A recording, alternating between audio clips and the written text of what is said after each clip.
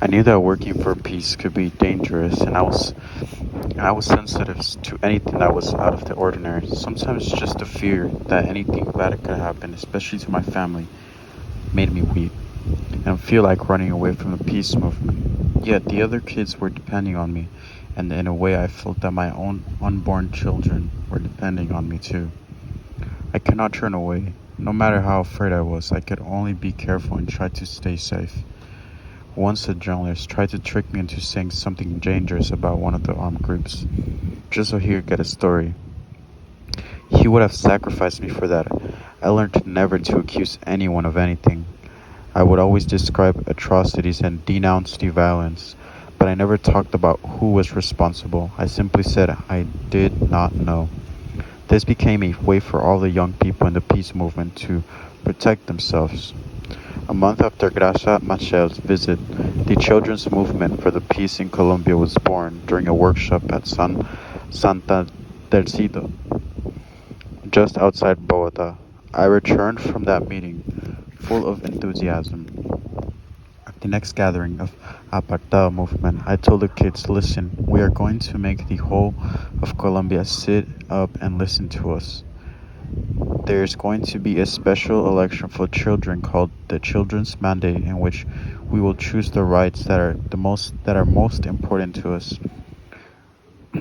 We have to make sure that every single child in Apartado understands their rights and takes part in this vote. If we succeeded, then even the president, all the armed groups, and every adult in Colombia will have to listen. It was a huge vision, this idea of making everyone listen to children.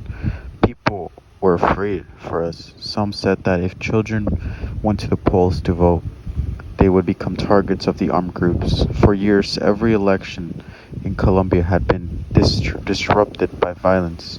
Eventually, even Cecilia Alorna, who led the UNICEF office in Bogota, also began to have doubts.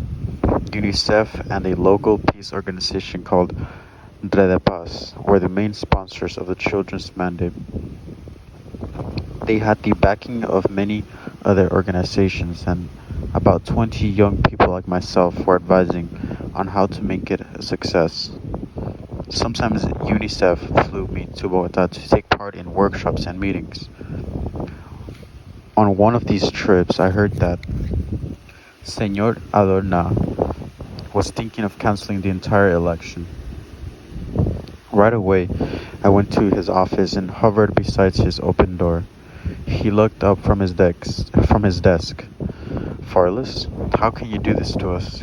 Come in. And he said, sit down. I sat and repeated myself, how can you do this to us? I am only thinking of your safety. The election could be very dangerous. They might harm you. But how can you disappoint so many children? They are looking forward to this. We have been working towards it for months. But what if it hurt? What if a child is hurt? What then? We have to take our chances. We can't let fear stop us. We have to trust that they will leave us to vote in peace. I left him with like that. I left it with him like that, and he spent the night thinking it over. The next day, the date of the children's mandate was set for October 25, 1996. With UNICEF and Red de Paz, we wrote to the armed groups asking for peace on the day of our vote. Some of them even wrote back and told us they would respect our rights.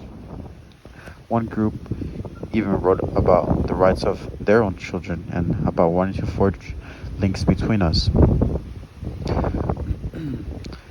The day of the vote came, and for the first time in our memory, there was peace. It- if only for a day in Colombia, no child was hurt or even threatened. We had hope that maybe 500,000 young people would take part, but more than 2.7 million children, adolescents, turned up at the polls. In some of the most violent towns like Apartado, almost every single person between the ages of 18 took part in the vote. Everywhere, children chose the right to life and the right to peace as the most important for themselves and their communities, and the most abused in Colombia. I read the story of our election on the front page of our country's largest newspaper, El Tiempo. We were only children. We had no power, but we were making our country sit up and listen to us. Because our ideas about the war and about the need for the peace were important. I was amazed and happy, and yeah, I knew it was only the beginning. A long struggle lay ahead.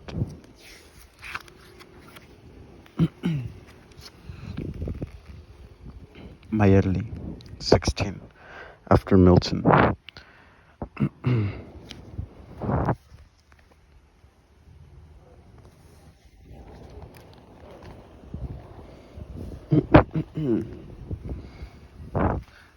I was 8 years old, running across the roof, waving my arms and screaming because the cat had a tiny bird pinned under her claws. No, let it go, bad cat, no. The cat ran off and easily leaped over the next roof, but I was moving fast, too fast. My foot caught on a loose stone. I tripped. I tripped and fell off the roof and 2 stories down onto the dirt path below. My skull was fractured. Everyone thought I would die. For days I was unconscious, and then, when I did wake up, I could hardly speak or recognize anyone. I cannot remember anything from that time. The doctors wanted to give me a CAT scan, which is a special x-ray of the brain, but it was expensive and my parents could not afford it. Just keeping me in the hospital for a few days took nearly all the money they had for the month.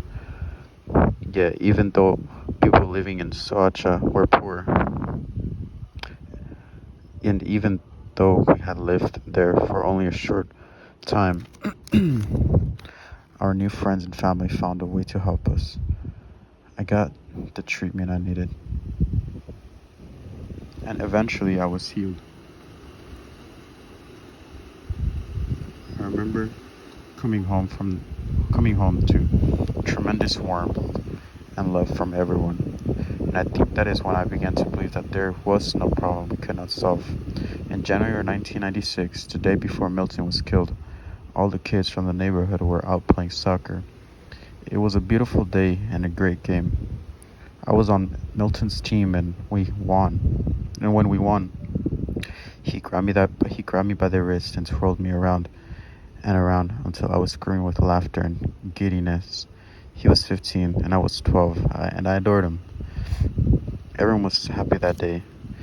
It was such a long time since we had played together. Everyone was singing, "Oh, we must do this again." 3 days later, we were all together again.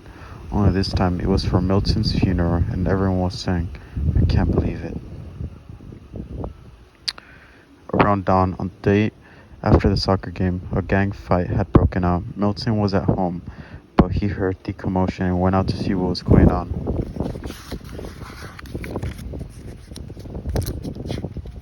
Milton was a sweet person, but lately he had been thinking about joining one of the gangs. He had already wore that kind of baggy clothes that gang members liked.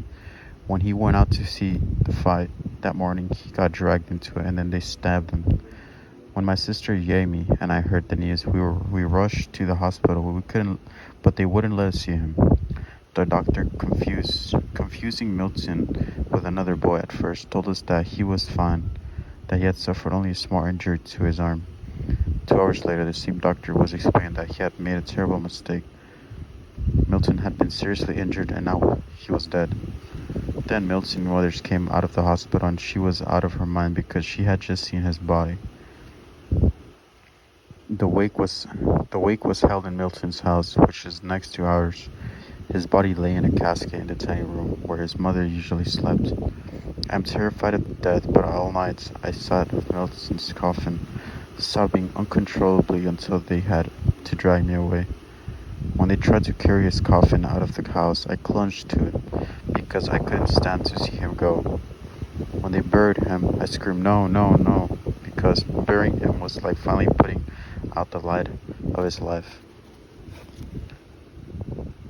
After the funeral, a group of us sat on the street corner near his house, crying and hugging one another and remembering how Milton used to tell jokes, makes us laugh, and bring us gifts of little dolls and candy. All the time, I kept imagining that any moment he would turn the corner and come walking towards us. The next day, we visited his grave and placed a vase of the flowers of the niche in the niche. We visited Milton again the next day, and again the day after that. Later, when we stopped going so frequently as a group, I began to visit him alone. It is nearly 5 years now since he died, and I still go 2 or 3 times every month. I knock on the wall of his tomb to let him know I am there. I put fresh flowers in the vase. I look at his picture, and then I pray. Prayers take me to a special place that I think no one understands unless they have been there. It is a place where I stand with God. Afterwards, no matter how terrible I have been feeling or how depressed and angry, I feel much stronger and at peace. I used to get angry about the way Milton died, but I know it was not his fault or even the fault of the boy who stuck the knife in his body. Milton died because of this war that rages on our streets.